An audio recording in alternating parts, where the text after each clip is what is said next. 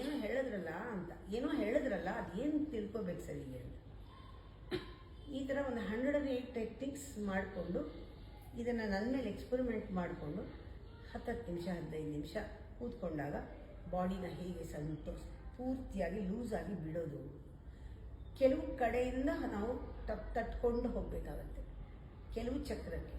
ಕೆಲವು ಕಡೆ ನೀವು ಎಷ್ಟು ಕೆಲಸ ಮಾಡ್ತೀರಾ ಹಣಕ್ಕೋಸ್ಕರ, ಹೆಸರಿಗೋಸ್ಕರ, ಕೀರ್ತಿಗೋಸ್ಕರ, ಪ್ರೆಸ್ಟೀಜ್ಗೋಸ್ಕರ, ಲೈವ್ಲಿಹುಡ್ಗೆ ಎಲ್ಲ ಟೆನ್ಷನ್ ಎಲ್ಲೋಗುತ್ತೆ ಅನ್ಕೊಂಡಿದ್ದೀರಾ? ಇಲ್ಲಿ ಆಂಪಿಟ್ ಕಾಣಲ್ಲ.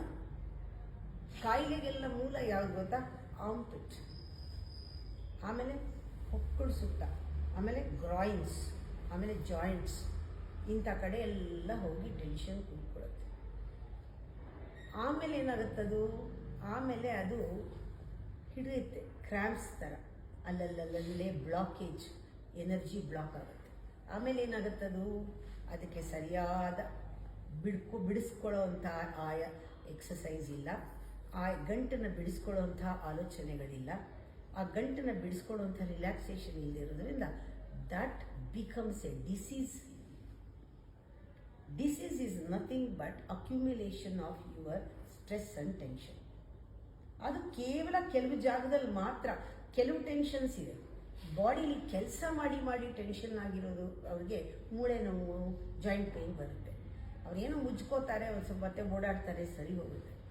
ಕೆಲವು ಟೆನ್ಷನ್ ಬರುತ್ತೆ, ಫಿಸಿಕಲ್ ಟೆನ್ಷನ್ ಅಲ್ಲ, mental emotional tension, worries, thinking, over thinking, something you have to hold on to, protect to, ಇದೆಲ್ಲ ಇರುತ್ತಲ್ಲ, ಅವ್ರಿಗೆ ಟೆನ್ಷನ್ನು ಅನ್ನೋನ್ ಟೆನ್ಷನ್. ಅದು ಕಾರಣನೇ ಇಲ್ಲ, ಎಲ್ಲದಕ್ಕೂ ಒಳಗಡೆ ಟೆನ್ಷನ್ ಆಗ್ತಾ ಇರುತ್ತವ್ರಿಗೆ. ಯಾಕೆಂದರೆ ಅವರು ಲೈಫ್ ಫ್ಲೋನಲ್ಲಿ ಜೀವಂತವಾದ ಗಳಿಗೆಗಳನ್ನು ಮಿಸ್ ಮಾಡ್ಕೋತಾ ಇರ್ತಾರೆ. ಎನರ್ಜಿ ಕೊಡೋದು ಪ್ರೆಸೆಂಟ್ ಮೊಮೆಂಟು. ಅವ್ರ ತಲೆ ಯಾವತ್ತೂ ಅವ್ರ ಮನಸ್ಸು ಅವ್ರನ್ನ ಬ್ಯಾಕ್ ಆ್ಯಂಡ್ ಫೋರ್ತ್, ಪಾಸ್ಟ್ ಅಥವಾ future, never in the present moment.